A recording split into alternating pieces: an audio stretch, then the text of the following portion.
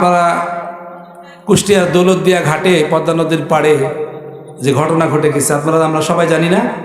একটা বাস সরাসরি পানির মধ্যে ডুবে গেছে। সেই বাস ভর্তি লোকজন ছিল, সেখানে 90 ফিট পানির নিচে চলে গেছে, 90 ফিট গভীরে চলে গেছে ওই বাস, মানুষ সহ 25-30 জন মতো এ পর্যন্ত যেটা সংবাদ, 25-30 জন অলরেডি ডেড বডি হয়ে গেছে। মেডিকেলে যারা হয়তো শ্বাস প্রশ্বাসে গেছে ওখানেও মারা যাচ্ছে। 2-1 জন তাৎক্ষণিক ভেসে উঠেছিল, তারা হয়তো বেঁচে আছে। বলেন তো দেখি, ওই বাসে যারা ছিল যাত্রীরা, বাসে ওঠার সময়, বাস থেকে নামার সময় চা খাচ্ছে, পান খাচ্ছে, আসছে যাচ্ছে, ওরা কি কখনো ভেবেছিল যে 1-2 মিনিটের মধ্যে বাসটা পানির মধ্যে ডুবে যাবে আর এই প্রাণগুলো সব হারিয়ে যাবে? কথা বলেন, ভেবেছিল?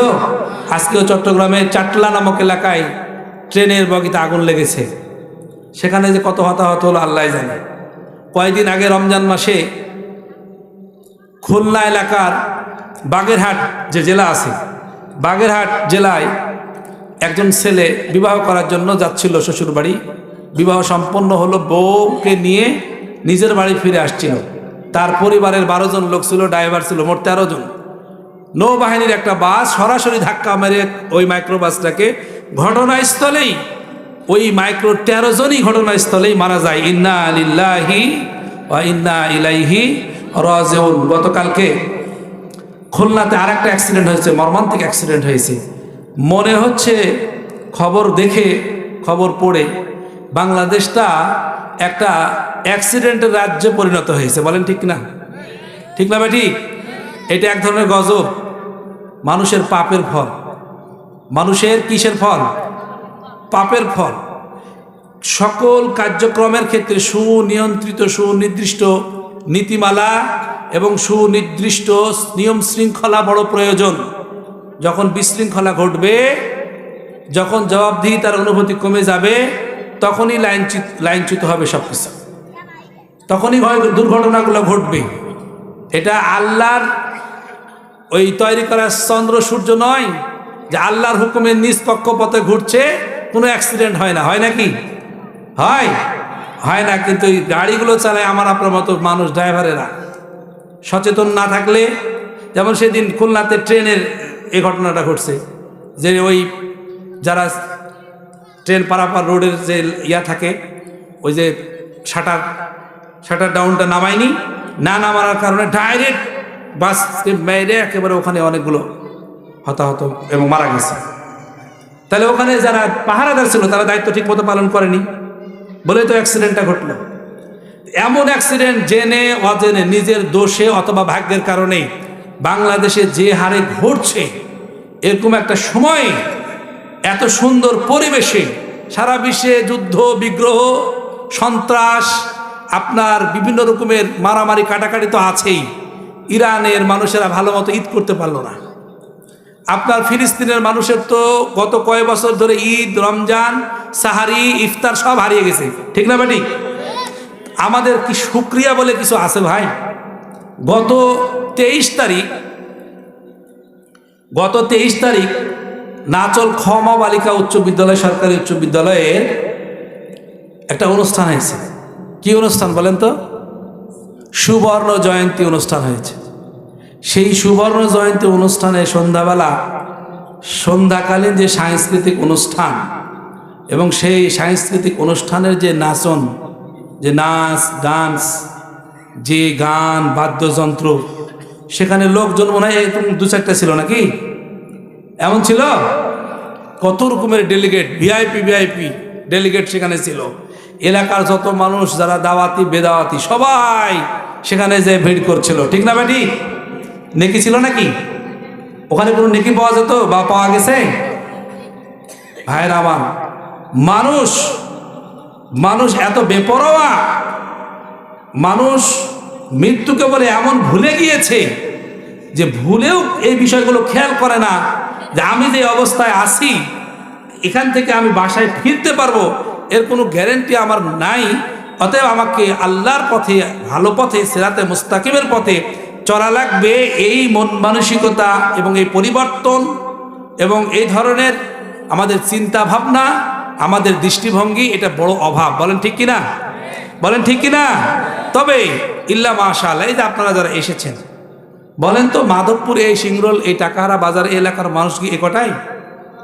মাইকিং হয়নি? এই পোস্টারগুলো পোস্টার হয়নি? পোস্টারিং হয়নি? হয়েছে। তারপরেও এই এলাকার অনেকেই এটা প্রয়োজন মনে করেননি, যেখানে আশা লাগবে। আপনারা যারা এসেছেন আলহামদুলিল্লাহ, আপনারা আল্লাহর মেহমান। কার মেহমান? বলেন তো, জোরে বলেন না, কার মেহমান? আল্লাহর মেহমান। শুধু কি তাই? আল্লাহ রাসূল বলছেন এটা জান্নাতের একটা টুকরা। কি এটা? যতক্ষণ কোরআন এবং হাদিসের আলোচনা হবে ততক্ষণ এই জায়গাটা কি হবে? জান্নাতের একটা বাগিচা। এখানে আল্লাহর রহমত নাজিল হবে। আল্লাহর নবীর বিশিষ্ট সাহাবী হযরতে বারা তিনি বর্ণনা করেন, নবীজির একজন দরিদ্র সাহাবী, তিনি প্রতিদিন দিনের বেলায় কাজ কাম করতেন, লেবার শ্রেণীর মানুষ ছিলেন। সন্ধ্যাবেলা বাড়িতে ফিরে এসে বাড়ির বা ঘরের উঠানে তার ঘোড়াটাকে বেঁধে রাখতেন, আর ঘরের মধ্যে এসে সালাত আদায় করে ঘরের মধ্যে এসে তিনি কিছুক্ষণ সময় কোরআন মাজিদ তেলাওয়াত করতেন। কোরআন মাজিদ তেলাওয়াত করতে করতে ঘুমাইতেন। এটা ছিল তার প্রতিদিনের অভ্যাস। বলেন না সুবহানাল্লাহ। একজন সাহাবীর জীবনের আমল কেমন ছিল, এই হাদিসটা তার প্রমাণ, তার চিত্র। আজকাল আমরা আমাদের সমাজের মানুষেরা সবাই না, তবে অধিকাংশই টিভির সংবাদ, টিভির বিভিন্ন রকমের সিরিয়াল, এখন তো আবার টিভিও লাগে না, এই যে হাতে হাতে মোবাইল, মোবাইলেও কত রকমের সিরিয়াল সংবাদ, এই দেখতে দেখতে কখন ঘুমিয়ে যায় সে নিজেও জানে না। বলেন ঠিক না বেটি? ঘুমানোর যে একটা দোয়া আছে এটাও বলার পড়ার সুযোগ না।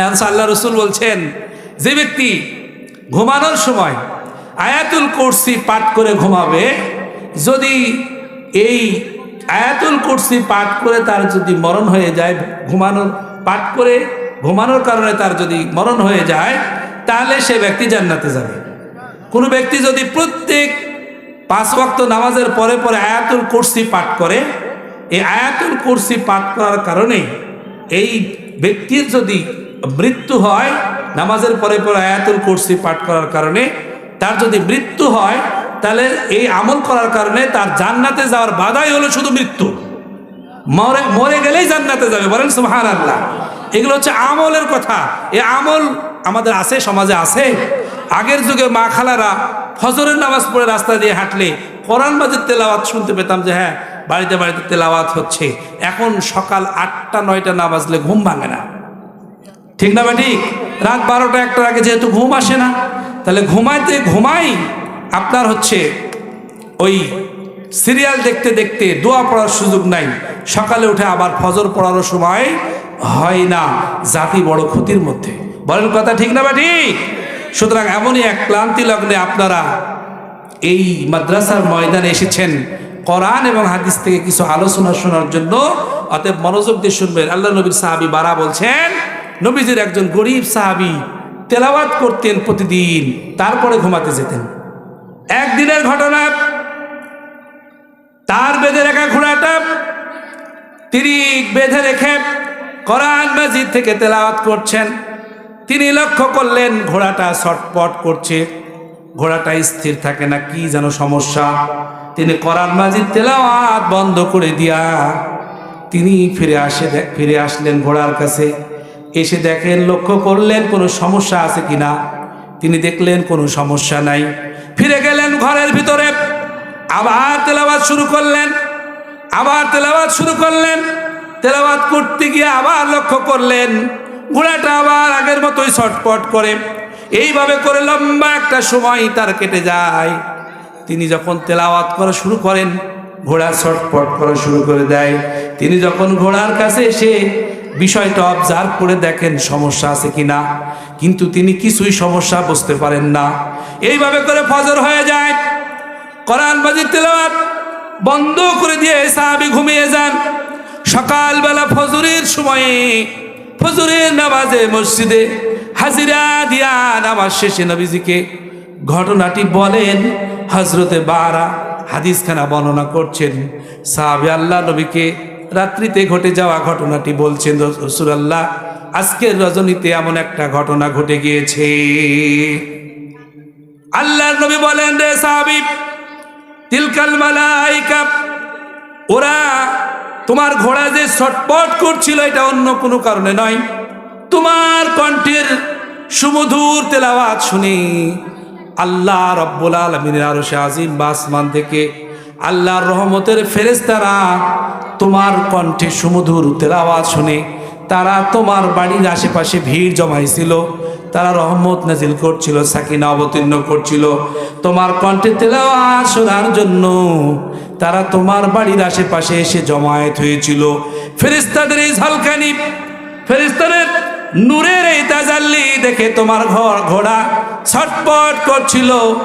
তুমি যদি ওয়ালাউ কারাতা লাসবাহাত লায়াসবাহাত ইয়ানজুরুন নাসু ইলাইহা লা তাতাওয়ারা মিনহুম।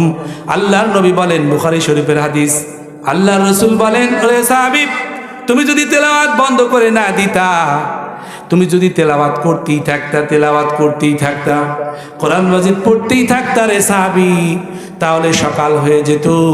আর সকালবেলা দুনিয়ার মানুষেরা, তোমার পাড়া প্রতিবেশীরা এই দুনিয়ার চর্ম চোখ দিয়া ওই আল্লাহর রহমতের ফেরেশতাগুলোকে দেখতো, তারা মানুষের চক্ষুর আড়াল হতে পারতো না। বলুন না সুবহানাল্লাহ। ভাই বোঝা গেল কোরআন মাজিদ তেলাওয়াতের এত দাম, এত মর্যাদা। এই কোরআন আমরা অনেকে পড়তেই জানি না, বলেন ঠিক না বা ঠিক? এই কোরআন যেখানে পড়া হয়, যেই মাদ্রাসা বা যেই কারখানায় কোরআন শেখানো হয়, তার আশেপাশে আমরা যেতে চাই না, বলেন ঠিক না বা ঠিক? এই ভাই, এটাকে আপনি ঠিক করেন তো, আপনি ওখানে বসেন, ভাইরা আমার, কেন আমাদের এত সংকীর্ণতা? এখানে কোরআন মাজিদ নাই, কেন আমাদের এত সংকীর্ণতা? যে কোরআন আল্লাহ রাব্বুল আলামিন তাম পৃথিবীর মানুষের জন্য মুক্তির সনদ হিসাবে দিলেন। আমরা যারা মুসলিম বিশ্বাস করি, আমাদের জীবন শুরু হয় কোরআন দিয়া। আমাদের যখন জন্ম হয় তখন আমরা কিন্তু আজান দিয়ে শিশুর কানে দিই না, তাহলে আমাদের জীবন শুরু হয় কোরআন দিয়া। আর আমাদের জীবনের শেষ কাজ তথা সালাতুল জানাজা, সেটাও শেষ হয় কোরআন মাজিদের শিক্ষা দিয়া, কোরআন মাজিদ দিয়া। তাহলে যার শুরুতে কোরআন, যার শেষেও কোরআন, মাঝখানে আপনি শক্তি পায়া তাগড়া হয়া, যুবক হয়া, আপনি শক্তিশালী হইয়া, টাকা পয়সার মালিক হইয়া আপনি অহংকার করে কোরআন থেকে, কোরআনের আমল থেকে নিজেকে সরায় নিলেন, ফিরায় নিলেন। আর আপনার যখন মরণ হবে, কবরস্থানে গিয়া আপনার সাথীরা, আপনার বন্ধুরা, আপনার আত্মীয় স্বজনরা বলবে, বিসমিল্লাহে ওয়া আলা মিল্লাতে রাসূলিল্লাহ। এর চাইতে টাটকা মিথ্যা কথা, এর চাইতে টাটকা মিথ্যা সাক্ষ্য আর হতে পারে না। বলেন কথা ঠিক কিনা? কি বুঝলেন না কথাটাকে আপনারা? ঠিক না বেঠে? সারা জীবন বেনামাজি থাকলো, সারা জীবন মসজিদের সাথে কোনো সম্পর্ক নাই, সারা জীবন মাদ্রাসাওয়ালাদের সাথে কোনো সম্পর্ক নাই, আলেম আমাদেরকে দেখতে পারে না। এই আলেমদেরকে দেওয়ার নাকি জানাজা পড়ানো লাগবে। আলেমদের এত টাকা খাইছে নাকি? কি বললেন না? কিছু বললেন না যে? ঠিক না বাড়ি? আমি আমার মসজিদে আজ থেকে 6 মাস 8 মাস আগে আমি একদম ঘোষণা দিয়েছি, ঘোষণা, আমি আপনাদের খতিব, কোনো বেনামাজি মারা গেলে আমাকে ফোন করবেন না। যদি ভালো না লাগে আমার কথা, আজকে আমাকে বলে দেন আসসালামু আলাইকুম, আগামী জুমায় আমি আর আসবো না। কোনো বেনামাজি আমার মহল্লার মারা গেলে তার জানাজা পড়াতে হবে, এই মর্মে আমাকে আপনারা আহ্বান করবেন না। আমি বেনামাজির জানাজা পড়াবো না। কি আমি খারাপ বলেছি? এটা কথা সব ইমামদের হওয়া উচিত কিনা? এমন কথা সব ইমামদের হওয়া উচিত কিনা? কেন ভাই, কেন, কিসের এত আমাদের ভয়? বুঝেন না মুসলমানদের পাওয়ার কত, শক্তি কত, যে আমেরিকার ভয়ে তাম পৃথিবী থরথর করে কাঁপে। আজ সেই আমেরিকা ইরানের ভয়ে কাঁপছে। বলেন কথা ঠিক না বেঠি? ঠিক না বেঠি? তো কেন আপনাদের শক্তি সঞ্চার হয় না? ও বেনামাজি আর জানাজা না হলে আপনার কি অসুবিধা? 2-1টা বিনা জানাজায় ডাব পেয়া হোক না, কি বলে, বিনা জানাজায় 2-1টা ঢালাও মাটি হোক না, 2-1টা। রাগ করলেন নাকি? ভাইরা আমার, এই মাদ্রাসা, যারা এই মাদ্রাসায় পড়বে, যারা এই মাদ্রাসায় পড়াবেন, যারা এই মাদ্রাসার সাথে সংশ্লিষ্ট থাকবেন, কমিটি, মাদ্রাসার হিতাকাঙ্ক্ষী, মাদ্রাসার সাহায্যকারী দানকারী, মাদ্রাসায় ছাত্র দানকারী, মাদ্রাসার তলেব এলেমরা, মাদ্রাসার শিক্ষকগণ, মহোদয়গণ, এরা সবাই নামাজিনা। নামাজিনা বলেন তো, নামাজিনা, নামাজিনা বলেন দেখি। বাংলাদেশে একটা মাদ্রাসার নাম করেন, যেই মাদ্রাসাটাতে আপনারা একটা নাম করবেন, যে মাদ্রাসায় সাংস্কৃতিক সন্ধ্যার নামে মমতাজের গান বাজানো হয়। একটা মাদ্রাসার নাম বলতে পারবেন? যে মাদ্রাসায় সাংস্কৃতিক সন্ধ্যা, সেখানে মমতাজের গান বেজেছে, বলতে পারবেন আপনারা? আপনারা বলবেন হুজুর অসুবিধা কি, মমতাজের গান বাজলে সমস্যা কি?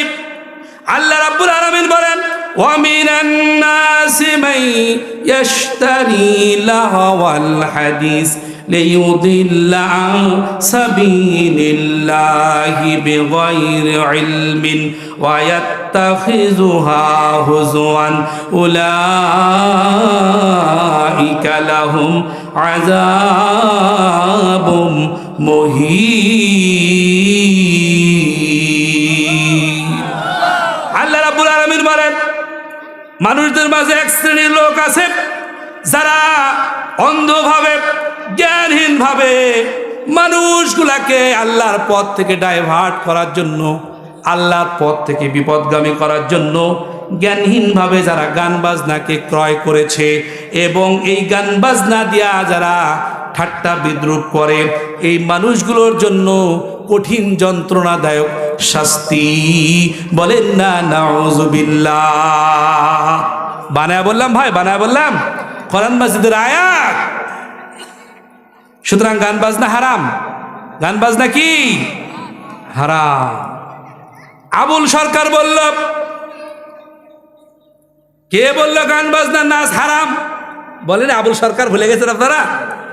আবুল সরকার বলল, কে বলল গান বাজনা হারাম?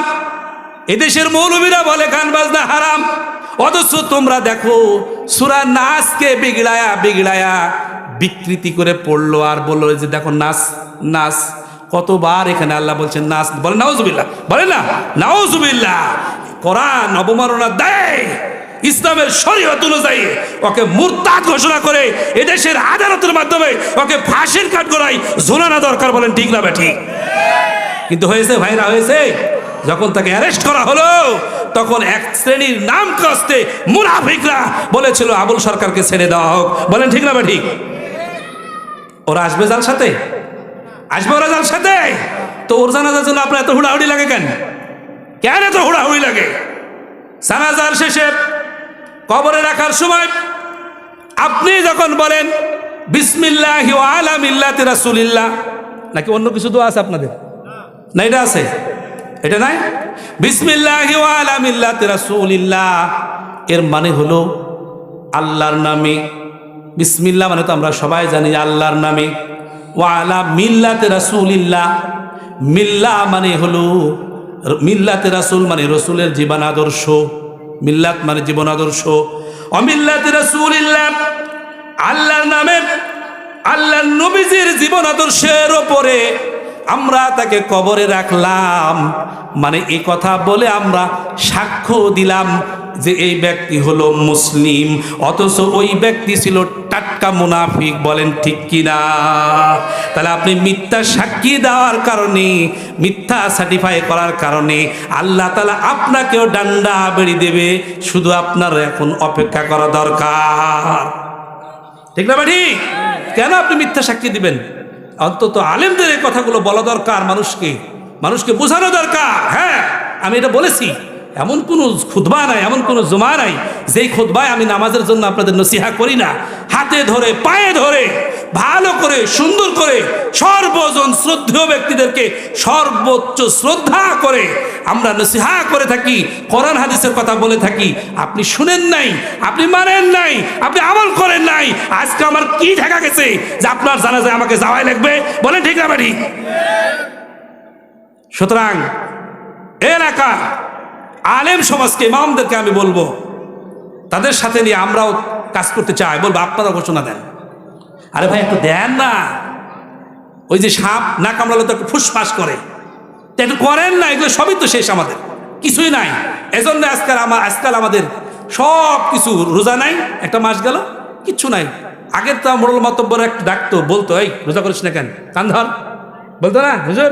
এখন এগুলো আসার আর না, একটু যে শাসন গর্জন, সামাজিক অবক্ষয়, সামাজিক মূল্যবোধ, সামাজিক নৈতিকতার এবং মূল্যবোধের যে চরম অবক্ষয়, কারণ হলো, এর বড় একটা কারণ হলো আমাদের মুরব্বীরা। এবার আপনি রাগ করবেন না, মুরব্বীরা আমার একটা রাগ করবে। গত 24 তারিখের ঘটনা, আমি একটা দাওয়াতে গেছি অনুষ্ঠানে, তো অনুষ্ঠানে গিয়ে দেখছি বিশাল একটা বক্স, মানে বিয়ে অনুষ্ঠান। তাহলে বিয়ে বাড়িতে বিশাল বক্স কি হবে, ওয়াজ হবে মনে হয় নাকি? আজহারি সাহেবের ওয়াজ বাজারে সাথে নাকি, বলেন কি হয়েছে তাহলে বুঝতে পারছেন। তা আমি বললাম যে তোমরা, যেই ছেলের বিবাহ, তার বড় ভাই মাস 2 আগে মারা গিয়েছে, আমার আত্মীয়। আমি বললাম ভাই তুমি এই কাজ কেন করলা, তুমি কেন এটা করলা? বলে ভাইয়া আমি জানি না, আমি বাইরে থাকি, সিলেটে থাকি, আমি বাড়ি আসছি, আসার পরে আমার আত্মীয় স্বজনরা দেখছি এই কাজ করেছে। একজন মুরব্বী তখন ওখান থেকে জবাব দিচ্ছেন, মহিলা একজন মুরব্বী, বাবারে এটা ছেলে পেলেদের একটু শখ, বলে নাউজুবিল্লাহ। তাহলে আমি যে বললাম মুরব্বীরা একটা বড় দায়ী, এটাকে আমি খারাপ বললাম? বাড়িতে বিয়ে অনুষ্ঠান, গান বাজনা হয়, আর মুরব্বী মাথায় টুপি দিয়া, জুব্বা লাগাইয়া, হাতের মধ্যে তসবিহ ধরে সুবহানাল্লাহ সুবহানাল্লাহ বলতে বলতে মসজিদে যায়। বলেন দেখি, বাড়িতে যদি এমন গান বাজনা হয়, আর মুরব্বী সারা জীবন ধরে মসজিদে যদি তাহাজ্জুদ পড়তে থাকে, এই তাহাজ্জুদ আল্লাহর কোনো কাছে লাগবে নাকি? আল্লাহ কবুল করবেন? আল্লাহ রাব্বুল আলামিনের নবী বলেন, কাম মিন সাইমিন লাইসা লাহু মিন সিয়ামি ইল্লা যামাউ ওয়া কাম মিন কায়িমিন লাইসা লাহু মিন কিয়ামিহি ইল্লা সাহরু।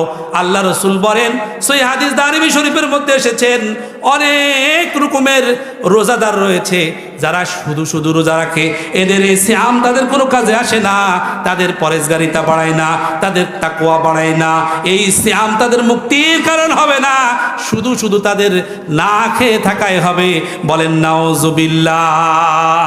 আল্লাহ রাসূল আরো বলেন, এমন অনেক রকমের রাত জাগরণকারী, তাহাজ্জুদ গুজার, ইবাদতকারী আমার বান্দা বান্দি রয়েছে, যারা রাত্রিতে দাঁড়ায় দাঁড়ায় তাহাজ্জুদ পড়ে, সালাত আদায় করে, কিন্তু যেদিন বেটা বেটির বিবাহ লাগে, অথবা ছেলে মেয়ের চাকরি যদি হয়, চাকরির ক্ষেত্রে ছেলে মেয়েরা যদি ঘুষ খায়, অসৎ পথে চলে, ছেলে মেয়েরা যদি আপনার বিভিন্ন কনসার্টে যায়, গান গায়, বিভিন্ন কনসার্টে যায়, তারা নাচ ডান্স করে, যদি ওই তাহাজ্জুদ গুজার ব্যক্তি তার ছেলে মেয়েদেরকে, তার পরিবার পরিজনদেরকে পর্দার মধ্যে না রাখতে পারে, ওই গান বাজনা থেকে ফিরিয়ে না রাখতে পারে, তারপরে আপনার ভালো পথে নিজে এবং তার পরিবারকে পরিচালনা করতে না পারে, আল্লাহর নবী বলেন ওই রাত জাগরণকারী তাহাজ্জুদ গুজারের শুধু রাত জাগরণ হবে, এই তাহাজ্জুদের 4 আনা দামও আল্লাহর কাছে নাই।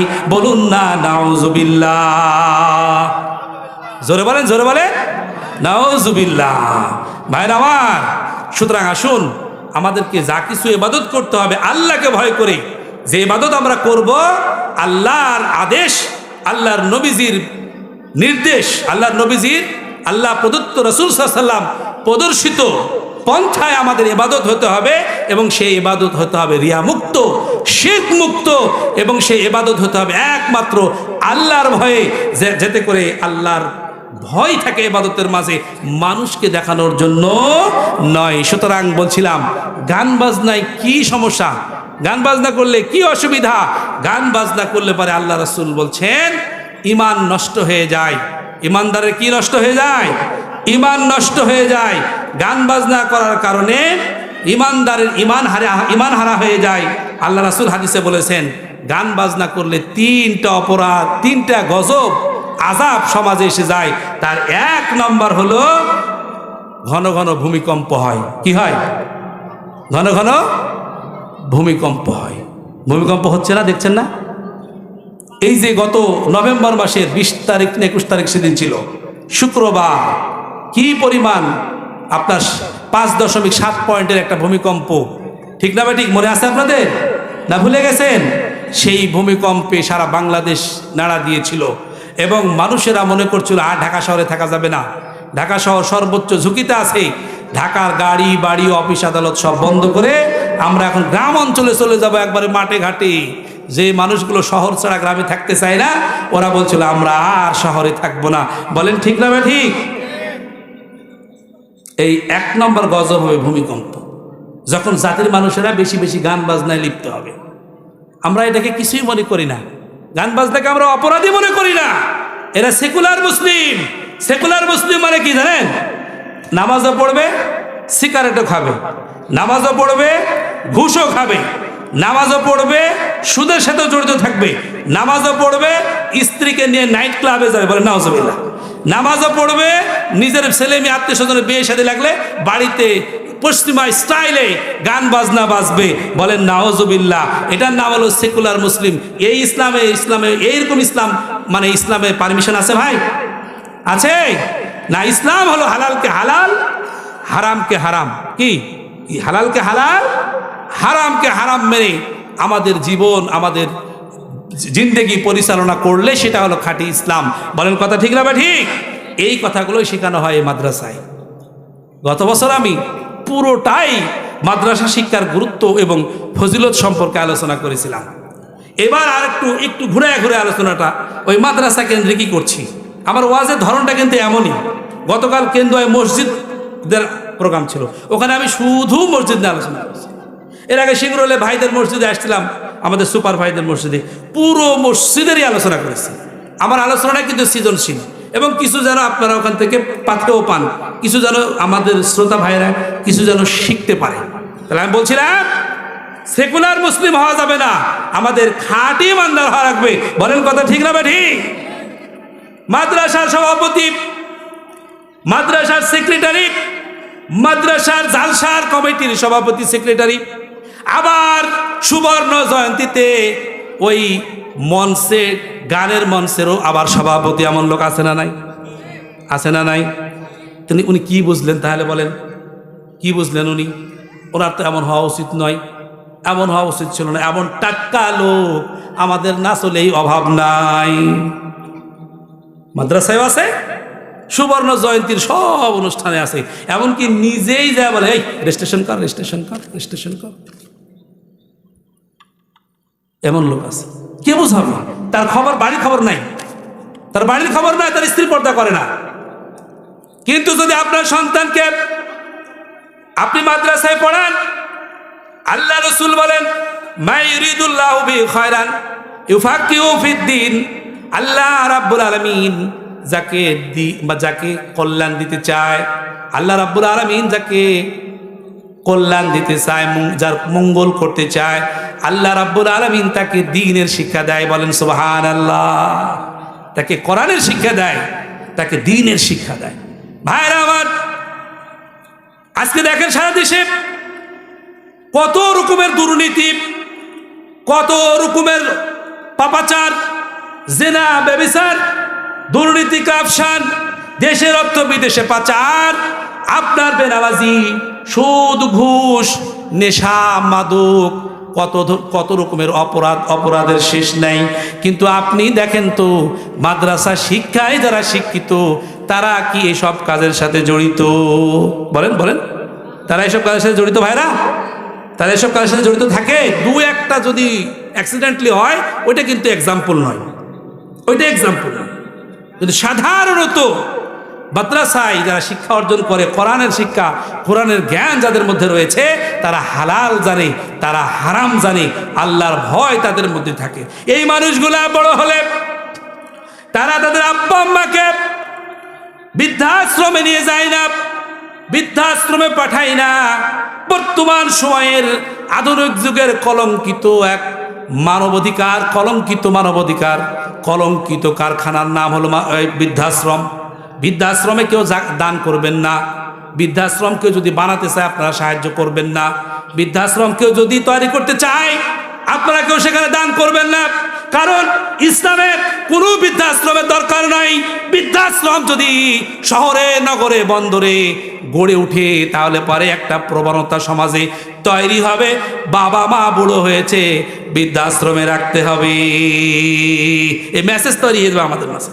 তাহলে আপনারা বলবেন তাহলে বৃদ্ধাশ্রম যদি না থাকে, যার ছেলে নাই, যার মেয়ে নাই, যার আত্মীয় স্বজন নাই, এমন মানুষও সমাজে আছে, কেউ নাই, তাহলে তাকে কে দেখবে? এই জন্য ইসলাম পূর্ণাঙ্গ জীবন ব্যবস্থার নাম। আল্লাহ রাব্বুল আলামিন বলেন ইন্নাদ দীনা ইনদাল্লাহিল ইসলাম, আল ইয়াউমা আকমালতু লাকুম দীনাকুম ওয়া আতমামতু আলাইকুম নি'মাতি ওয়া রাদিতু লাকুমুল ইসলামা দীনান। আল্লাহ রাব্বুল আলামিন কোরআন মাজিদ নাযিল করে জানিয়ে দিলেন দীন আল ইসলাম, এটাকে আমি মনোনীত জীবন ব্যবস্থা হিসাবে দিলাম। আর পৃথিবীর মানুষের যত সমস্যা, যত রকমের অসুবিধা, যত ধরনের বিপদ আপদ, যত রকমের সমস্যা তৈরি হবে, সকল সমস্যার পূর্ণাঙ্গ সফল সমাধান মহাগ্রন্থ আল কোরআন। বলেন না আল্লাহু আকবার। ইসলামিক স্টেট থাকলে ওই দেশের রাষ্ট্রপ্রধানের দায়িত্ব হবে এরকম যাদের কোনো আত্মীয় নাই, স্বজন নাই, একক, তাকে দেখার কেউ নাই, এতিম অনাথ, রাষ্ট্র তাদের দায়িত্বভার গ্রহণ করবে। তাদের দায়িত্বভার কে গ্রহণ করবে?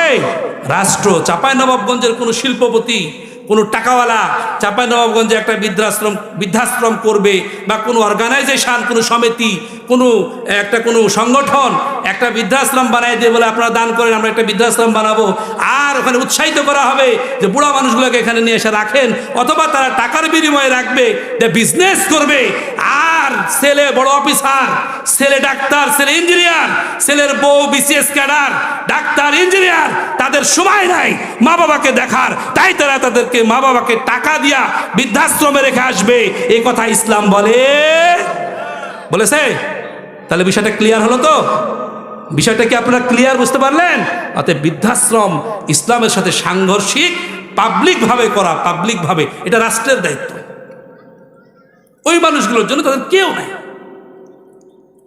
ভাইয়েরা আমার, সুতরাং মাদ্রাসায় যদি আপনার সন্তানকে পড়ান, এই কোরআন এবং হাদিসের জ্ঞান যদি আপনি আপনার সন্তানকে দান করেন, আপনার সন্তান আল্লাহর ভয়ে, আল্লাহ বলেন ওয়াসাইনাল ইনসানা বিওয়ালিদাইহি হামালাতুহু উম্মুহু ওয়াহানান আলা ওয়াহানিন ওয়া ফিসালুহু ফি আমাইন আনিশকুরলি ওয়া লিওয়ালিদাইকা ইলাইয়াল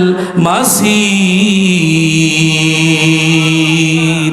আল্লাহ রাব্বুল আলামিন বলেন, আরে পৃথিবীর মানুষেরা, তোমাদেরকে আমি আদেশ করেছি তোমরা তোমাদের আব্বা আম্মার সাথে ভালো ব্যবহার করবে, কেননা তোমার মা তোমাকে কষ্টের পর কষ্ট করে পেটে ধারণ করেছে, কষ্টের পর কষ্ট করে। আমার মা খালারা বড় খুশি এবার যে হুজুর এবার মা খালাদের ওয়াজ শুরু করেছে, ঠিক না? ঠিক। মাগো, আপনারা ভালো করে মনোযোগ দিয়ে শুনবেন। আল্লাহ আপনার সম্পর্কে বলছেন, মায়েরা কষ্টের পর কষ্ট করে গর্ভে ধারণ করে, অফিসালু ফি আমাইন, 2 বছর ধরে তারা তাদের স্তন তার সন্তানকে পান করায়। আল্লাহ রাব্বুল আলামিন অটোমেটিক তার কুদরত দিয়া মায়ের শরীরে সন্তানের জন্য খাবার ফিট করে দিয়েছেন। এই 2 বছর ধরে এই সন্তানকে মা দুধ পান করান, যা আমরাও পান করেছি। চিরকৃতজ্ঞ মায়ের কাছে আমরা। আনিশকুরলি ওয়া লিওয়ালিদাইকা ইলাইয়াল মাসির। সুতরাং মানুষেরা যেন আমার, মানে আল্লাহ বলছে, আমার কৃতজ্ঞশীল হয় এবং তাদের পিতামাতার কৃতজ্ঞশীল হয়, পিতামাতার প্রতি আনুগত্যশীল হয়, আর আমার নিকটেই তাদের প্রত্যাবর্তন স্থল। বলেন না সুবহানাল্লাহ। বুকে বড় স্বপ্ন ছিল থাকবো তোমার সাথে, তোমার পাশে কাটবে সময় সকাল দুপুর রাতে। বুকে বড় স্বপ্ন ছিল থাকবো তোমার সাথে, তোমার পাশে কাটবে সময় সকাল দুপুর রাতে। একটুখানি কওনা কথা মা গো মা, একটুখানি কওনা কথা আসি নয়ন জলে।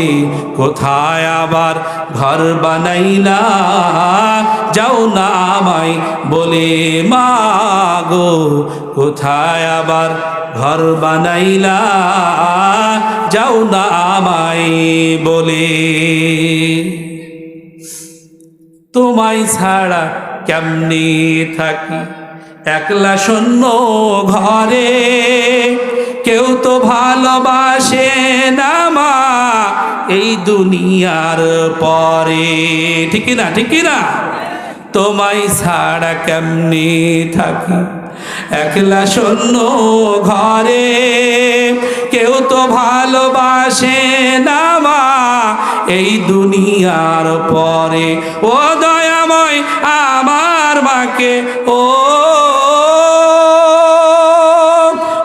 দয়াময় আমার মাকে জান্নাতে নাও তুলে। কোথায় আবার ঘর বানাইলা যাও না আমায় বলে, কোথায় আবার ঘর বানাইলা যাও না আমায় বলে। লিল্লাহে তাকবীর। সুতরাং ভাইয়ের আমার, এই মা বাবা যাদের নাই তারা সবচাইতে নিয়ামত হারা। বলেন কথা ঠিক না বেঠিক? মাদ্রাসায় পড়াবেন, আপনার সন্তান আপনার পা মুছে দিবে। আপনার সন্তান আপনার অসুখ বিসুখ হলে দৌড়ায়া দৌড়ায়া আগে চিকিৎসার ব্যবস্থা করবে। বলেন কথা ঠিক না বেঠিক? ঠিক না বেঠিক? কি গো ভাই, আমি কি ভুল বলছি নাকি? জোরে আওয়াজ দিয়ে বলেন ঠিক কিনা? গাজীপুরে রমজানের কয়েকদিন আগের ঘটনা। ঢাকা গাজীপুরে এক সন্তান, মাদক মদ্যপায়ী এক সন্তান, এই কুলাঙ্গার মদের টাকা, ওই গাঁজার টাকা বাপ মায়ের কাছ থেকে ছায়া ছায়া নিয়ে যায় আর খায়, কিনে কিনে খায়। মা প্যারালাইসিসের রুগী, বয়োবৃদ্ধ মা। এই শয়তান মা বাবাকে জোর জবরদস্তি করে টাকা নেয়। মা নিজেই অসুস্থ, মা একদিন টাকা দিতে পারেনি, একদিন আর টাকা দিতে পারেনি বা দেয়নি, যেটাই হোক। তখন এই প্যারালাইসিস মায়ের পায়ের উপরে পা দিয়ে পাটাকে থেতলায়া দুমলায়া মুচড়ায়া পাটাকে একবারে ইনজুরি করে দিয়েছে, আরো বেশি ইনজুরি করে দিয়েছে। এই দৃশ্য মহল্লাবাসী এলাকাবাসী দেখেছে। দেখার পরে ওকে ধরেছে সবাই মিলে, ওই যুবককে, ওই নেশাগ্রস্ত যুবককে সবাই মিলে ধরে তার মাজা পর্যন্ত তাকে মাটির মধ্যে পুঁতেছে। পোতার পরে স্যান্ডেল জুতা যে যা পারছে তাই দিয়ে তাকে চড় থাপ্পড় এবং তাকে শাস্তি দিয়েছে। বলেন ঠিক না ঠিক? ঠিক করেছে কিনা? এটা ঠিক করেনি, এটা একবারে ঠিক উপযুক্ত শাস্তি তাকে দিয়েছে। সুতরাং শুরুতেই বলছিলাম, সন্তান পিতামাতার অধিকার পালন করবে, কিন্তু সন্তানকে ভালোভাবে গড়ে তোলাও পিতামাতার বড় দায়িত্ব। সন্তানকে দিন শিক্ষা দেওয়া, কোরআন শিক্ষা দেওয়া, হাদিস শিক্ষা দেওয়া বাবা মায়ের দায়িত্ব। বাবা মা যখন সন্তানকে এই দিনের শিক্ষা দিবে, এই সন্তান কোশ্চিনকালেও নিশার টাকা বাপ মায়ের কাছে চাইতে পারবে না। কি পারবে ভাইরা আমার? কোশ্চিনকালেও মা বাবাকে আলাদা করে দিয়ে বলবে না, তোমাকে আমি খাবার দিতে পারবো না, তোমাকে আমি ঈদের বাজার করে দিতে পারবো না, তোমাকে আমি কাপড় দিতে পারবো না। এই কথা কোশ্চিনকালেও বলতে পারে না। গত 2 দিন আগের ঘটনা, ঈদের পরের ঘটনা। আপনার জমি জায়গা বন্টন করতে যে একটু কম বেশি হয়েছে, ছেলে বাপের একটা কবর তাদের ডিহিতে করা, তাদের ভিটাতে বাপের কবর দেওয়া আছে। বলছে যে এই কবরটাকে উঠাইয়া জোরে জোরে লাত গুতা মেরে কবরের যে ঘিরা দেওয়া চারিদিক যে বেড়া দেওয়া হয়, চেকারের বেড়া আমরা বলি, ওই বেড়াটাকে লাথি মেরে মেরে ভেঙে দিচ্ছে। আর বলছে এই কবরটাও আমার অংশের মধ্যে, এখানে কোনো কবর রাখা যাবে না। নিজের বাপের কবরকে গো! কাদের জন্য আমরা এত কিছু করছি বলেন? আপনার এই সন্তান যদি প্রকৃত অর্থে সন্তান না হয়, এই সন্তানই আপনার সবচাইতে বড় দুঃখের কারণ হবে। বলেন ঠিক কিনা? পাড়ার ছেলে পেলে যদি আপনাকে একটা উঁচু নিচু কথা বলে আপনার কিচ্ছু যায় আসে না, কিন্তু আপনার সন্তান যদি আপনাকে উঁচু নিচু কথা বলে আপনার জন্য এটা বড়ই দুঃখজনক হবে, বেদনাদায়ক হবে। বলেন ঠিক কিনা? সুতরাং এই সন্তান যেন হয় সোনার মানুষ, এই জন্য এই মাদ্রাসা। আপনারা দিবেন আপনাদের সন্তানদেরকে মাদ্রাসায়? ভাইরা পড়াবেন, কোরআনের শিক্ষা দিবেন? বলেন কারা কারা সন্তানদেরকে মাদ্রাসায় পড়াবেন? একটু দুই হাত তুলে দেখান তো দেখি। লিল্লাহে তাকবীর। আল্লাহ ভাইদেরকে আপনি কবুল করেন। আল্লাহ আমাদের সন্তানদেরকে আমরা যেন মাদ্রাসায় পড়ায়া তাদেরকে যেন দিন শিখাতে পারি। আমরা সকলে আল্লাহ আমিন। আপনারা ভুল বুঝবেন না, আমি বলিনি যে কামেল পড়ান, আমি বলিনি MA পাস করান মাদ্রাসা, আমি এটা বলিনি। কোরআনের ন্যূনতম জ্ঞানটা যেন আমরা অন্তত তাদেরকে দিতে পারি। আল্লাহ আমাদের যেন কবুল করেন। আমরা সকলে বলি আল্লাহুম্মা আমিন। ভাইয়ের আমার আল্লাহ বললেন মায়েদের সাথে ভালো ব্যবহার করতে হবে। কারণ হিসাবে আল্লাহ রাব্বুল আলামিন বললেন তোমার মা তোমাকে কষ্টের পর কষ্ট করে গর্ভে ধারণ করেছে। বলেন দেখি, একজন মা, যেই মা তার সন্তানকে গর্ভে ধারণ করে সেই মাই জানে সন্তান গর্ভে ধারণ করা এটা কত কষ্টের কাজ, ঠিক না বেটি? পৃথিবীর কোন বাবা এই ইতিহাস জানে না। আল্লাহর রাসূল আল্লাহর নবীকে একজন সাহাবী প্রশ্ন করছেন, ইয়া রাসূলুল্লাহি মান আহাক্কু বিহুসনি সাহাবাতি, আমার কাছে সবচাইতে ভালো সৎ আচরণের অধিকারী কে? কাকে আমি সবচাইতে বেশি মর্যাদা দিব? কাকে আমি সবচাইতে বেশি ভালোবাসবো? আল্লাহর নবী। আল্লাহর রাসূল বললেন উম্মুকা, তোমার মাকে তুমি সবচাইতে বেশি মর্যাদা দিবা, সবচাইতে বেশি তোমার মাকে তুমি ভালোবাসবে। আল্লাহর নবীকে সাহাবী বললেন এরপরে কে? আল্লাহর নবী। এইবার সাহাবী আবার দ্বিতীয়বার বললেন তোমার মা। আল্লাহর নবীকে সাহাবী আবার বললেন এরপরে কে? আল্লাহর রাসূল। আল্লাহর নবী সাহাবীকে বললেন তোমার মা। কয়বার হলো? তিনবার। আল্লাহর নবী হাদিসে তার সাহাবীকে জানিয়ে দিলেন তিনবারই মায়ের কথা বললেন। চতুর্থবার বললেন সুম্মা আবাকা, চতুর্থবার বললেন তোমার বাবাকে তুমি বেশি ভালোবাসবে। বাবারা মনে হয় এবার রাগ করলো, ঠিক না ভাই? ঠিক। এত কষ্ট করে সন্তানের বাবা হলাম, জমি জায়গা জিরাত সব তাদের আমাদের পরিবর্তে তারা পাবে। তাদের কাপড় দিলাম, কাপড় দেই, টাকা দেই, পয়সা দেই, স্কুলের খরচ দেই, মাদ্রাসা পড়ার খরচ দেই, অসুখ বিসুখ হলে ডাক্তারের কাছে নিয়ে যাই, এত কিছু করি। অথচ আল্লাহ রসুল বাবার কথা মাত্র একবার বলল, আপনারা মনে হয় রাগ হলেন? ভাই আপনারা রাগ হলেন? রাগ হওয়ার কোনো কারণ নেই। আল্লাহ নবী মায়ের কথা তিনবার কেন এখানে বললেন? মুহাদ্দিসিন ইকরাম এই হাদিসের ব্যাখ্যায় বলেছেন, এই হাদিস এবং এই আয়াতের ব্যাখ্যায় বলেছেন আমাদের আপনাদের মা সকলেরই মা, পৃথিবীতে যত মা আছে এই মায়েরা তিনটা কাজের আঞ্জাম দিয়ে থাকেন যা পৃথিবীর কোনো বাবা দিতে পারে না। বলেন না সুবহানাল্লাহ। পৃথিবীর কোনো বাপ এই কাজ করতে পারে না। তার এক নম্বর হলো ওই যে হামালাতুহু উম্মুহু ওয়াহানান আলা ওয়াহানিন, মা তার পেটে সন্তানকে কষ্টের পর কষ্ট করে গর্ভে ধারণ করে। বলেন ঠিক না বেঠিক? মা তার সন্তানকে পেটে রাখে, এতে মায়ের কষ্ট হয় না? হয় না? যারা একটু বাবা আছেন হাত তুলে বলবেন ভাই কষ্ট হয় না? হয় না? যারা আমরা বাবা আছি এটা তো আমরা উপলব্ধি করি অন্তত তার পাশে থেকে, কষ্ট হয় না? হয় না? 100% কষ্ট হয়, এটা আল্লাহর কথা। বলেন না সুবহান।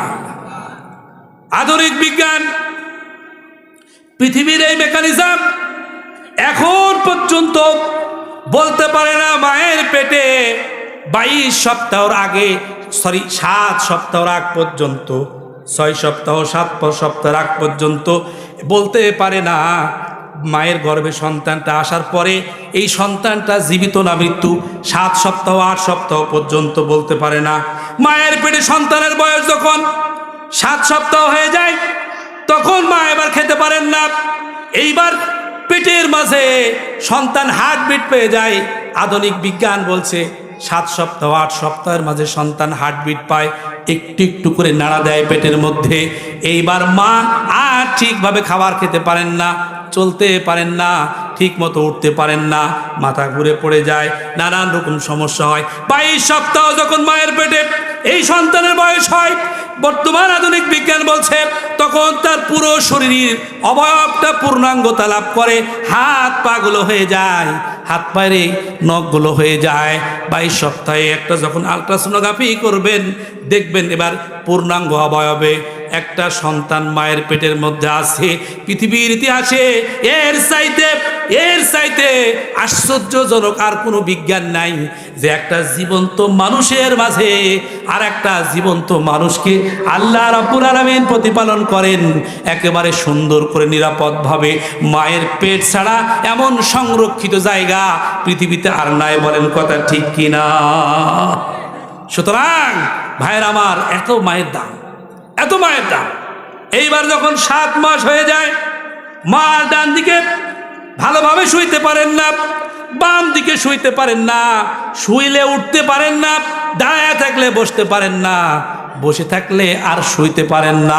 কত না কষ্ট হয়। হঠাৎ করে বলে, ও আব্দুল্লাহর আব্বা, আব্দুর রহিমের আব্বা, যদি প্রথম সন্তান হয় তাহলে নাম ধরে হয়তো বলে আমাকে তুমি ধরো, আমি শুইতেও পারছি না, দাঁড়াতেও পারছি না, আমার নিঃশ্বাস মনে হয় বন্ধ হয়ে যায়, আমি মনে হয় আর বাঁচবো না গো, আমাকে দয়া করে আজকে তুমি ক্ষমা করে দাও, মাফ করে দাও। আমি যদি মারা যাই, এই সন্তানটা প্রসব করতে গিয়া আর আমার সন্তান যদি বেঁচে থাকে গো, মায়ের আদর বাবার আদর দিয়া তুমি আমার সন্তানকে প্রতিপালন করো। বলেন মায়েরা, বলে না? এমন মা কার কার আছে? একটু হাত তুলে দেখান তো ভাই, কার কার আছে? লিল্লাহি তাকবীর। বেঁচে আছেন কার কার? আপনারা ভাগ্যবান। আল্লাহর নবী বলেন, হুমা জান্নাতুকা ওয়া হুমা নারুকা, তোমার বাবা তোমার জন্য, মা তোমার জন্য জান্নাত, অথবা তোমার বাবা মাই তোমার জন্য জাহান্নামের কারণ।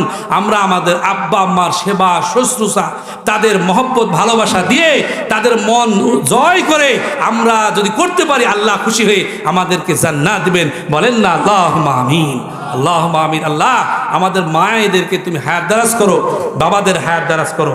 একটু হাত তুলেন তো, কাদের আব্বা আম্মা নাই? বলেন, হাত তুলেন। এই নিয়ামত কাদের নাই? কাদের আব্বা আম্মা নাই? অনেকেরই নাই।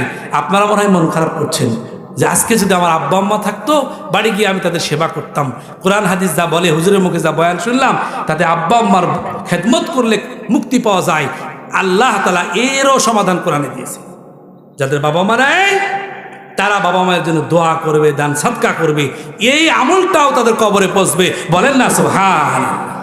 শুধু তাই নয়, কোনো নেককার সন্তান যদি বাপ মায়ের জন্য দুনিয়াতে বাপ মায়ের নিয়াতে খালি বলে, খালি মুখ দিয়ে যে আমি মায়ের জন্য বাবার জন্য এই সম্পদ, এই অর্থটা দান করলাম, আল্লাহর নবী বলেন এই নেককার সন্তান শুধুমাত্র বলতে বাকি, আল্লাহ রাব্বুল আলামিন সাথে সাথে এই সন্তানের আমলে রাজি হয়ে খুশি হয়ে তার বাবা মায়ের কবরকে জান্নাতের বাগিচা বানায় দেয়। বলেন না সুবহানাল্লাহ। সুতরাং আজকে যদি এই মাদ্রাসাতুল আকসা নুরানি হাফেজিয়া মাদ্রাসার জন্য আপনাদের কিছু মাল কুরবানি করতে হয় বাপ মায়ের নিয়েতে, আপনারা রাজি আছেন কি? রাজি আছেন? বলে হুজুর আপনি যতই বক্তব্য দেন অসুবিধা নাই, মাগার মাল খরচ হবে না। এমন কেউ আছে নাকি এখানে? কি এমন আমরা আছি? না, ইনশাল্লাহ নাই। আমি জানি মাধবপুর এলাকার মানুষেরা বড়ই দানবী। আমার এলাকার এক যুবক ভাই বিবাহ করবে। কি করবে? বিবাহ করবেন। তো ঘটক, আগের যুগের মানুষ, মারা গেছেন বেচারা, আল্লাহ ক্ষমা করুন। তো আগের যুগের মানুষ ঘটককে বলছে, হাগো ইয়া জামাই কেমন, জামাইয়ের চলাফেরা কেমন, জামাই কেমন? তো ঘটক বলছে মেয়ের বাবাকে, যেটা শ্বশুর হবে, তাকে বলছে, শোনো, হাতে পানি না নিলে পারে, হাতে পানি নিলে কিন্তু পানিটা যদি আঁচলটাকে যদি আমরা মুঠটাকে যদি আমরা বুঝে নিই, তবুও আঙ্গুলের ফাঁক ফাঁক দিয়ে পানি পড়ে না? থাকে না? পড়ে যায় না ফাঁক দিয়ে? তো হাতে পানি নিলে পানি পড়তে পারে, কিন্তু জামাইয়ের কাছে যদি 1 টাকাও থাকে জীবনেও ওটা বের হবে না। কি? জামাইয়ের কাছে যদি 1 টাকা থাকে জীবনেও এটা বার হবে না। এমন তোমার জামাই। বলেন তো, জামাই কৃপণ না দানশীল?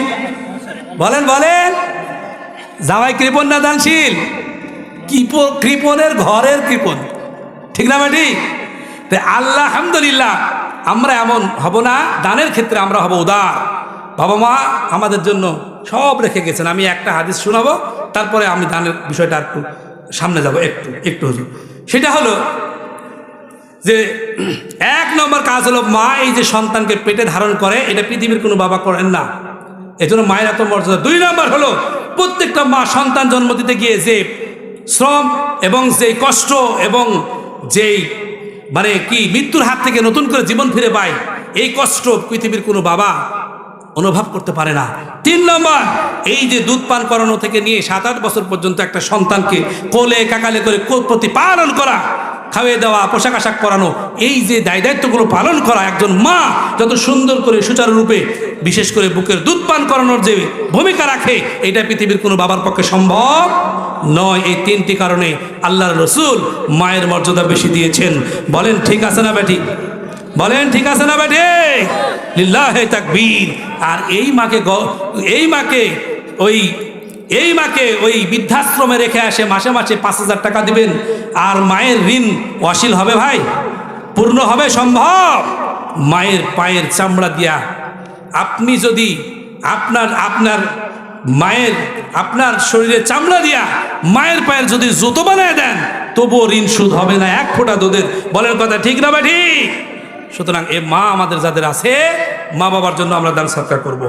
আল্লাহর রাসূল রবির সাহাবী হযরত আলী রাদিয়াল্লাহু তাআলা আনহু বলেন, তিনি একটা পুরাতন কবরস্থানের সামনে গিয়া, তিনি কবরস্থানে হাজার হাজার পুরাতন কবরস্থানে হাজার হাজার কবর, মৃত মানুষদের সামনে গিয়া তিনি ওয়াজ করছেন, ইয়া আহলাল কুবুর, হে কবরবাসী, তোমরা যারা কবরে রয়েছো, তোমরা ভালো করে শুনো, ইন্না আমওয়ালুকুম কুসিমাত, দুনিয়ার জীবনে তোমার বহু টাকা পয়সা ছিল, বহু মাল সামানা ছিল, তোমার বড় ব্যবসা ছিল, তুমি শিল্পপতি ছিলা, তুমি কোটিপতি ছিলা, বাংলাদেশ ব্যাংকে তোমার অ্যাকাউন্ট ছিল, সোনালী ব্যাংকে তোমার অ্যাকাউন্ট ছিল, ইসলামী ব্যাংকে তোমার অ্যাকাউন্ট ছিল, গোয়াল ভরা গরু ছিল, আর তোমার হচ্ছে তোমার ঘর ভরা ধান ছিল, মাঠ ভরা জমি ছিল, আর পুকুর ভরা মাছ ছিল, বাগ মাঠে বড় বড় বাগান ছিল, কি না ছিল না তোমার? এত সম্পদ তুমি দুনিয়ার জীবনে অর্জন করে রেখে এসেছো সন্তান সন্ততিদের জন্য। আজকে তোমার মৃত্যুর পরে এইগুলো আর তোমার কিছু নাই গো, সব তোমাদের ছেলে মেয়েরা বন্টন করে নিয়েছে। বলেন ঠিক কিনা? মানুষ মরে গেলে ওদের নামে আর ব্যাংকের অ্যাকাউন্ট থাকে ভাই?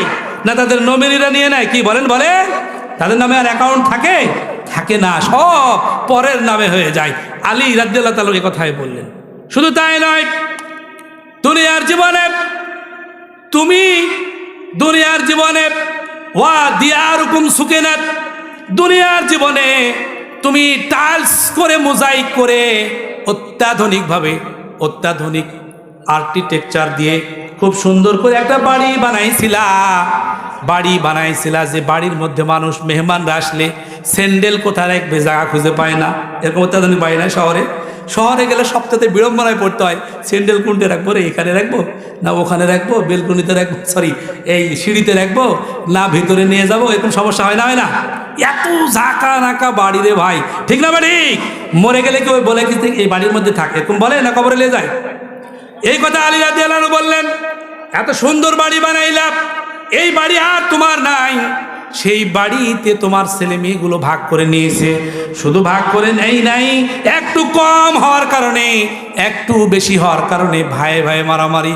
রাজশাহী তালাইমারিতে থাকতাম, রাজশাহী বিশ্ববিদ্যালয়ে পড়াশোনার সময় ওইখানে আমরা যে মসজিদে নামাজ আদায় করতাম, মসজিদের পার্শ্বের বাড়িওয়ালারা 2 ভাই মিলে গন্ডগোল লেগেছে জায়গা, ওই ভিটাটা ভাগ করতে গিয়া গন্ডগোল লাগার পরে যখন মাপতে গেছে, এটা মনে করেন বাড়ির মাঝখানে একটা প্রাচীর, এই প্রাচীরটা মনে করেন আব্দুর রহিমের রয়েছে, আর এপারে আব্দুর রহমান, কিন্তু এই আব্দুর রহিমের প্রাচীরটা মাপতে গিয়ে আব্দুর রহমানের হয়ে গিয়েছে। আব্দুর রহমান বলছে বাড়ি ভেঙ্গে আমি নিব, আব্দুর রহিম রাত্রিবেলা ঘুমাতে যায় স্টক করে ওই রাতেই মারা গেছে। যে আমার বাড়ির যদি ভেঙ্গে নেয় তাহলে আমি থাকবো কোনটি? ভাই মায়ের পেটে ভাই, কোনো ছাড় নাই, এই পিলার পর্যন্ত পাবো, সব ভেঙ্গে সুরে তোর লিয়ে নেবো, কোনো ছাড় দেওয়া যাবে না। এই তো আমাদের দুনিয়া। আল্লাহ নবী সাহাবী বললেন, সব সম্পদ বাড়িঘর তোমার সবাই নিয়ে নিয়েছে। শুধু তাই নয়, তুমি দুনিয়ার জীবনে অত্যন্ত আদর যত্ন করে তুমি একটা বউ বানাইছিলা, খোঁজ নিয়েছিলা মল্লিকপুর, খোঁজ নিয়েছিলা গমস্তাপুর, খোঁজ নিলা নাচল, খোঁজ নিলা চাঁপাইনবাবগঞ্জ, দূর দূরান্ত বাড়ায়া বাড়ায়া সুন্দরী রূপসী গুণে সকল গুণে গুণান্নতি প্রাণের প্রিয়তমা স্ত্রী তুমি একটা বানাইছিলা। তুমি মল্লিকপুর বাজারে গিয়ে 1 কেজি মিষ্টি কিনা খাইলেও, বন্ধু বান্ধব নিয়ে খাইলেও বউয়ের জন্য একটা মিষ্টি নিয়ে এসে বউকে দিতা, এত ভালোবাসতা। তোমার মৃত্যুর পরে তোমার বউ আর আজকে তোমার নাই। ও আজওয়াজুকুম জুব্বেজাত, তোমার বউটা অন্যের ঘরণী হয়ে অন্যের হাত ধরে তোমায় ভুলে চলে গিয়েছে। বলেন ঠিক কিনা? ঠিক না? ঠিক হয় না? হয় না? শুধু তাই নয়, ওয়াউলাদুকুম হুররিমাত, তোমার মাথার ঘাম মাটিতে ফেলে সারা জীবন তুমি যে অর্জন করেছিলে, বাড়ি বানাইছিলে, গাড়ি বানাইছিলে, ব্যবসা বাণিজ্য বিজনেস যা কিছু তুমি করেছিলে সব কিছু ছেলে মেয়েদের জন্য রেখে এসেছিলে। আজকে তোমার ছেলে মেয়েরা, আওলাদুকুম মানে ছেলে মেয়ে, তোমার ছেলে মেয়েরা হুররিমাত মানে তোমাকে একেবারে ভুলে গিয়েছে।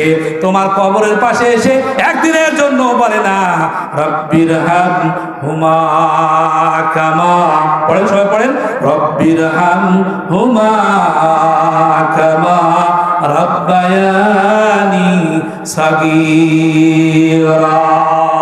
আল্লাহ রাব্বুল আলামিন বলেন, কোন নেককার সন্তান তার বাবা মায়ের কবরের পাশে গিয়া এই দোয়া যদি পড়ে, রব্বিরহামহুমা কামা রব্বায়ানি সাগীরা, আল্লামা ফখরুদ্দিন রাজি তার তাফসিরে কাবীরের মধ্যে তিনি এই আয়াতখানার ব্যাখ্যায় বলেছেন, কোনো ভালো নেককার সন্তান যদি এই দোয়াখানা সন্তান হিসাবে তার বাবা মায়ের কবরে শিওরে দাঁড়াইয়া এই দোয়াটা যদি পড়ে, আল্লাহ রাব্বুল আলামিন এই দোয়া পড়তে বাকি গো নেককার সন্তানের দোয়ার বদলতে ওই তার বাবা মায়ের কবরটাকে জান্নাতের বাগিচা বানায় দেয়। বলেন না সুবহানাল্লাহ, লিল্লাহি তাকবীর, লিল্লাহি তাকবীর।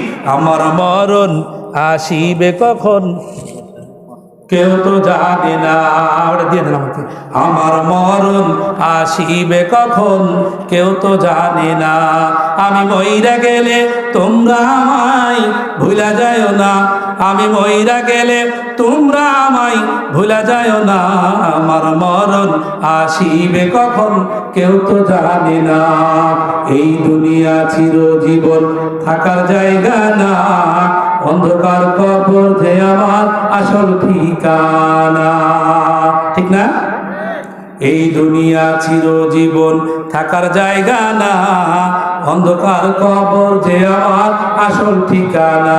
সব রেখে আমায় যাবে চলে, সঙ্গী হবে না, সব রেখে আমায় যাবে চলে, সঙ্গী হবে না, আমার মরণ আসিবে কখন কেউ তো জানে না। লিল্লাহি তাকবীর।